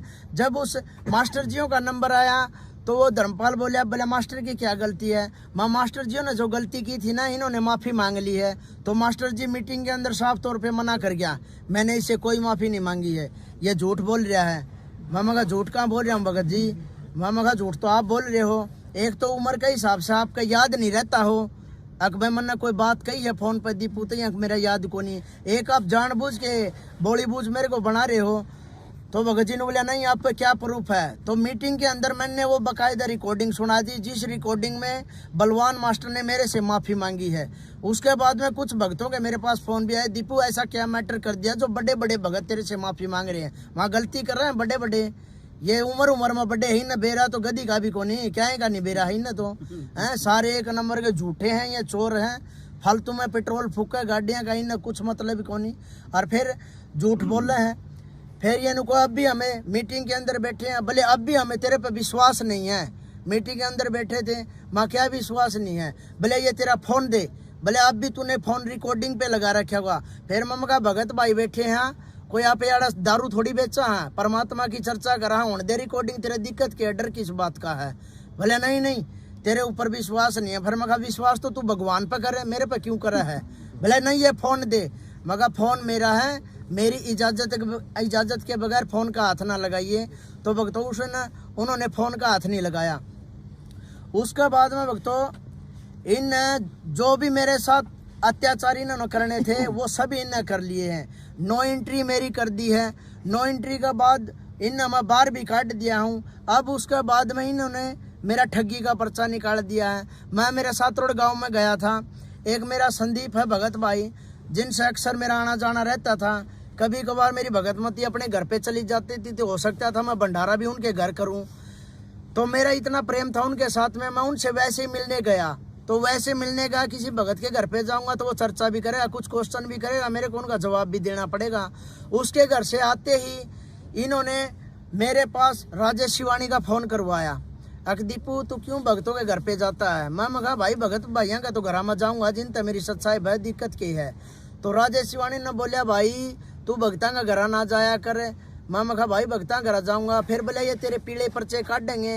मैं कहा मेरे चाहिए पीले पर्चे काटो, चाहिए काले काटो, मना कोई मतलब को नहीं है।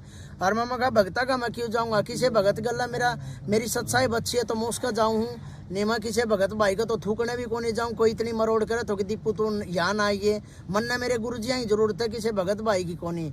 लेकिन 6 मिनट की राजेश शिवानी की रिकॉर्डिंग है मेरे पास, उसने जो जो बोला वो सारा रिकॉर्ड है। बोला देख लिए दीपू मैं तो तेरे को समझाऊँ, आगे तेरे पीले पर्चे काटेंगे। मैं पीले पर्चे काटो चाहे काले काटो, मम्मा का मन ने कोई मतलब को नहीं। बार बार मेरे पर दबाव दे हुए हैं, अब तू आश्रम के अंदर आ जा दीपू, गुरुजिया से तेरी माफी करवा देंगे। मैं इन्हें साफ यह बात कहूँ, अरे मैंने को गाँव थोड़ी काट दी, मेरी क्या की माफी करवाओगे तम, मैंने गलती है को नहीं करी, मैं माफी क्यों मांगू। भले तू आश्रम में आ जा। मैं कहा ना तो किसी नामदान सेंटर पाऊँ और ना किसी आश्रम में आऊँ, जब तक मेरे गुरुजी जेल से बाहर आके कहीं पृथ्वी पे आके आसन ग्रहण नहीं करते ना, इतने जीते जी दीपू कभी नहीं आऊगा। नो बोला पक्का अटल इरादा तेरा। मखा मन्नत बोल दिया, साफ है मेरा ये और फाइनल फैसला है, मैं नहीं आऊँगा कभी भी। अब ये बार बार मेरे पर दबाव दे रहे, बोले छोटी प्रार्थना दे दे लिख के। मामा का प्रार्थना में लिखित में देता है को नहीं, गुरुजी ने बोल रखा है अगर आप जोत का दंडवत प्रणाम करोगे, वो भी मैंने सब सुना है, तो मैं मेरी जोत का दंडवत प्रणाम करूँ हूँ और मैं मेरे गुरुजी पर मेरी माफ़ी मांगू हूँ। आगे अगर मैं कहीं पर गलत हूँगा तो गुरुजी इतने भक्तों के घर पर जाके प्रकट होकर गुरुजी कुछ ना कुछ बोलते हैं, मैं अपनी गुरुजी मेरे पास आऊँगे, मैं अपनी समय याचना कर लूँगा गुरुजियों से, गुरुजी मेरे से गलती बन गई, क्या मैटर है, गुरुजी मेरे को अपने आप समझा देंगे। लेकिन मैं तुम्हें झूठों के बीच में मैं नहीं आऊँगा। मेरे गुरुजियों ने मेरे को ज्ञान दे रखा है, मैं तो मेरे घर पे मेरे पाछू यज्ञ करूँगा, मेरे गुरुजियों को भोग लगाऊंगा, मेरे घर को ही मिनी सतलोक बनाने की पूरी कोशिश करूंगा गुरुजियों की मर्यादा में रहते हुए। लेकिन मैं तुम झूठे गुंडे बदमाश चोर बलात्कारी हर प्रकार की क्वालिटी तुम्हारे अंदर है, मैं तुम्हारे बीच में नहीं आऊँगा। मैंने तो मेरे जैसे भगत भाई चाहिए हैं जो साफ सुथरे है, पाक है। छोटी मोटियाँ कमियाँ सभी के अंदर है, लेकिन तुम्हारे जैसी बड़ी बड़ी कमियाँ सत्सेवकों में नहीं है। तुम्हारे अंदर तो कितने देख लो, जो मोटे मोटे पदों पर बैठे हैं, बलात्कारी भी भगत है, और भले इतना एक नंबर का ये तो भगत है, चोर भी भगत है, ठग भी भगत है, आश्रम का सामान बेचने वाला भी भगत है। हर प्रकार के जो चोरी डकैती जो भी निकम्मे काम करते हैं वो सारे भगत है, लेकिन जो मर्यादा में कोई रहता है वो भगत नहीं है।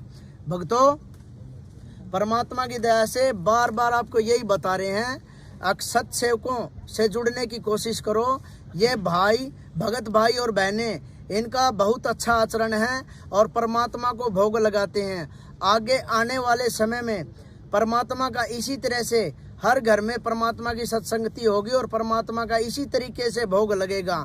6 या 7 साल के अंदर हरियाणा सतलोक आश्रम मैनेजमेंट का यह बुरा हाल है जो मेरे को देखने को मिला है। लठबाज, गाली गलौच, बहनों के साथ में बलात्कार, चोरी जारी, सब रिश्वतखोरी इनके अंदर सब वो है। परमात्मा कभी तो अब ये देखो पुलिस का सहारा लेने लग गए हैं, लेकिन भक्तों परमात्मा ने तो यही बताया भाई अपना यहाँ कोई नहीं है। आज देखो इन्होंने जो आर्य समाजी हमारे साथ बर्ताव कर रहे थे, आज सत्सेवकों के साथ में हरियाणा आश्रम के जो ये मैनेजमेंट वाले हैं सतलोक आश्रम के, ये कर रहे हैं। भगत भाइयों को पीट रहे हैं, बहनों को पीट रहे हैं, बहनों को ऐसी गंदी गंदी गालियां देते हैं। शराब पी पी के ये आते हैं और भक्तों को लठ मारते हैं। क्या हमारे गुरुजियों ने यही सिखाया है क्या?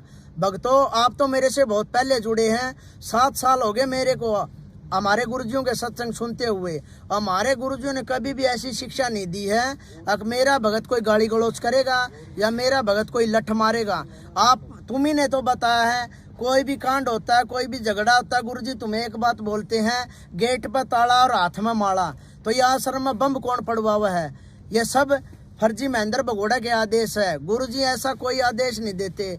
मैंने तो आज तक गुरुजियों का आशीर्वाद भी नहीं लिया है। जो कुछ भी आपने ही बताया है, जो पुराने भगत है, जो सेवक हैं, उन्हीं ने बताया है। कुछ बहनों ने मेरे को बताया है कि दीपू ऐसे होता था आश्रम में, कुछ पुराने भक्तों ने मेरे को बताया है और गुरुजियों का मैंने ज्ञान सुना है। आज तक मैंने तो गुरुजियों से आशीर्वाद भी नहीं लिया है। जो कुछ भी बताया तुमने ही बताया है और मैंने तुम्हारी बात पे स्टैंड लिया है और तुम्हारी बात पे स्टैंड लिया है। जब मैं सत्य के मार्ग में चला हूँ, जो इनाम मेरे गुरुजियों को मिले हैं आज वो हमें सत्सेव को भी सभी को मिल रहे हैं, दीपू को भी वही इनाम मिला है। तो भक्तों परमात्मा की दया से दीपू भगत जी आपसे हाथ जोड़ के प्रार्थना कर रहे हैं। मेरे सभी भाई भगत बहनों और भाइयों से हाथ जोड़ के प्रार्थना है, जितना भी हो सके साथ संगति वालों के वीडियो देखो और परमात्मा की दया से साथ संगति से जुड़ने की कोशिश करो। आज के इस साथ संगति में दीपू पहली बार आया है, जहां लुधियाना की साथ संगति थी। मुझे यहां आने के बाद बहुत अच्छा महसूस हुआ है और परमात्मा की दया से आज जो मैं वीडियो में जो भी बोल रहा हूं वो मुझे आज खुद को भी ऐसा लग रहा है भाई जैसे कई सारी बातें रह गई है जो आपके सामने पेश करनी थी, लेकिन परमात्मा की दया से आज मैं बोलने में थोड़ा बहुत हिचकिचा रहा हूँ। कुछ पॉइंट जो मैंने बोलने थे वो मेरे से बोले नहीं गए हैं। परमात्मा की दया से आगे से संघर्ष जारी रहेगा और आगे अच्छी तरह से जो सच्चाई होगी आश्रमों की, इन भक्तों की जो भक्तों को स्वांग किए हुए हैं, इनकी सारी सच्चाई आपके सामने उजागर करूंगा, जिसका परिणाम मेरी मृत्यु तक भी हो सकता है। लेकिन मैं मेरे भगत भाइयों को जगाने के लिए अपनी कुर्बानी देने के लिए तैयार हूं। परमात्मा की दया से जितने भी मेरे भगत भाई हैं सभी को सच्चाई से परिचित कराऊंगा और इन घटिया गुंडे और बदमाशों से और इनकी सारी हरकतें मैं आपको बताऊंगा। ऐसा सतलोक आश्रम मैनेजमेंट का कोई भी गुंडा या बदमाश ऐसा नहीं है कि कोई बंदी छोड़ सतगुरुदेव रामपाल जी महाराज का भगत को कोई डरा सके या धमका सके। अगर कोई भगत परमात्मा का भगत है तो वो बिल्कुल नहीं डरेगा, और वैसे डरने वाले बहुत है लेकिन वो भक्तों की गिनती में भी नहीं आते हैं। तो परमात्मा की दया से भक्तों आज दास सिर्फ इतना ही बोलेगा। आगे परमात्मा की दया से आज मैं थोड़ा पहली बार कैमरे के सामने आया हूँ, थोड़ा हिचकिचा रहा हूँ, लेकिन आगे वाली वीडियो में आपको साफ तौर पर इनकी सारी सच्चाई बताऊंगा। जो अभी तक जो मेरे पास और भी पेंडिंग बातें हैं, जो प्रूफ है, हर प्रकार की मैं आपके सामने पेश करूंगा। सत साहिब छोड़ सतगुरु रामपाल जी भगवान की जय हो। सच्चाई भाई और बहनों, दया परमपिता परमात्मा की। भाई और बहन अपने भाई बहनों के लिए देखो ये ठंडा ले आए हैं, रात्रि का समय है, कितनी सेवा कर रहे हैं परमात्मा के बच्चों की, क्योंकि इनको पता है कि ये पृथ्वी के ये असली यौगिक हैं, ये असली साधक हैं और इनकी जितनी सेवा की जाए उतना ही कम है, क्योंकि ये ज्ञान समझ चुके हैं परमपिता परमेश्वर जी का। तो पुण्यात्माओं, आज आपको दीपक भाई ने बहुत सारी बातें बताई हैं और ये मैं भी मानता हूँ कि आज ये पहली बार जो है ये लाइव आ रहे हैं। हालांकि लाइव नहीं, हम लोग ये वीडियो बना रहे हैं, बाद में हम इसको लाइव चलाएंगे। तो पहली बार में थोड़ा सा मतलब आदमी के अंदर थोड़ी सी हिचकिचाहट होती है, लेकिन आप जी रोजाना 8:30 बजे लाइव जुड़े। दास का जो फेसबुक पेज है पवन दास इज लाइव, फेसबुक पे जाएंगे आप, अंग्रेजी में लिखेंगे पवन दास इज लाइव, दास का फेसबुक पेज आ जाएगा, आप उसको फॉलो करें। रोजाना रात्रि 8:30 बजे हम दिन में भी लाइव आने का प्रयास करेंगे बीच बीच में, लेकिन रात्रि 8:30 बजे अब हम रोजाना लाइव आने का प्रयास करेंगे। दास नहीं आया तो दीपक भाई लाइव आएगा, या कभी कजोड़ भगत जी लाइव आएंगे, कभी और लाइव आएगा। रोजाना आपको 8:30 बजे हम कोशिश करेंगे कि 1 घंटा 2 घंटे का लाइव दिखाएं, आपको सच्चाई से रूबरू करवाएं। बहुत सारी बातें हैं जो ये आज आपको नहीं बता पाए हैं। ऐसे ऐसे किस्से हैं जो गुरुजी के साथ में जो घटनाएं घटित हुई हैं, उससे आपका विश्वास भी बढ़ेगा, उससे आपको हकीकत का भी मालूम पड़ेगा। जैसे कि आपको दीपक भाई ने बताया कि गुरुदेव का जो बड़ा लड़का वीरेंद्र जो कि जेल में है, हालांकि अब हो सकता है जमानत करा के वो बाहर होगा अभी शायद। जब उसके पड़ने लगे लठ, तो जो जगत वाले उसके साथ में थे चक्की में, तो जगत वालों को कह रहा था कि इस बुड्ढे ने तो हमारा जीवन बर्बाद कर दिया, गुरुजी के लिए कि इस बुड्ढे ने तो हमारा जीवन बर्बाद कर दिया, फालतू में माना अड़े लाके पटक दिया। और 2006 वो अखबार की कटिंग आज भी रखी है हमारे पास, तारीख पर जब करोता कांड हुआ था 2006 में, ये मनोज, ये वीरेंद्र, ये गुरुजी की पत्नी, ये उनके अखबारों में स्टेटमेंट आए थे कि हमारे को मुंह दिखाने के लायक नहीं छोड़ा इसने, ये बन गया मोटा। आज ये तुम्हारे लिए ब्रह्मा विष्णु महेश बन रहे हैं सिर्फ तुम्हारी अज्ञानता के चलते, तुम्हारी नालायकी के चलते। तुम लाल और लालड़ी की पहचान नहीं कर पा रहे, और ये लाल और लालड़ी की पहचान करवाने के लिए परमात्मा ने ज्ञान दिया है, 7 संगतियां दी हैं। इस भक्ति मार्ग में गुरुजी का सबसे बड़ा कोई दुश्मन है, सबसे बड़ा कोई रोड़ा है तो उनका परिवार है। ये बेटा बेटी, भाई बंधु, रिश्तेदार, जमाई और इनके चमचे, ये स्टेट कोऑर्डिनेटर, ये नामदान संचालक, सबसे बड़े बाधक, सबसे बड़े दुश्मन है ये परमात्मा के। और जो जो व्यक्ति इनकी संगति करेगा, इनका साथ देगा, वो भी परमात्मा को उतना ही बड़ा जो है वो शत्रु की जो है वो गिनती में आएगा। तो आज ये 7 संगति लुधियाना की जो परमपिता परमेश्वर जी ने सफल करवाई है, और दिल्ली में आज क्या हो आप सभी भाई बहनों को अच्छे से पता है। इन गुंडों ने वहाँ की अपनी जो गुंडई हरकतें की हैं, देखना पुण्यात्मा आने वाले समय में क्या होगा। जिन आत्माओं को आज ये जो रुला रहे हैं ना, ये पृथ्वी पे वो यौगिक हैं, वो असली साधक हैं, जो परमात्मा ने आज से पहले जिन जिन आत्माओं को अपनी शरण में लिया, मीरा, धन्ना, पता नहीं कौन कौन सी आत्माएं, ये सब 7 संगतियों से जुड़े हुए हैं। इन आत्माओं को यदि कोई रुलाएगा, पुण्यात्माओं, क्या हसर होगा उसके साथ में, हम उसका मतलब वर्णन नहीं कर सकते। ये लोग अपने पतन की तरफ जा रहे हैं, और तुम भी मरोगे इनके पीछे बेवजह। नोट कर लो, अगर समय रहते तुम लोगों ने इनका साथ नहीं छोड़ा, इनकी कुसंगति नहीं छोड़ी, तुम्हारी भी वो दुर्गति होगी जो सुखदेव की हुई थी। तो भाई बहन बैठे हुए हैं, और कोई भाई बहन कुछ बोलना चाहे, कुछ बताना चाहे परमात्मा की दया से।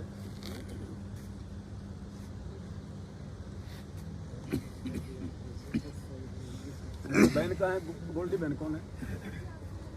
सतसाई बाबू जी। सतसाई गोल्डी बहन कौन है? कहाँ है? सो गई क्या? चलो कोई बात नहीं। चलो ठीक है पुण्यात्मा, आज का ये वीडियो हम यहीं पे समाप्त करते हैं। परमात्मा दया करेंगे, आगे फिर आपसे मिलेंगे, और वीडियो को ज़्यादा से ज़्यादा शेयर करें, भाई बहनों को अवेयर करें। सत साहिब बंदी छोड़ सतगुरु रामपाल जी भगवान की जय।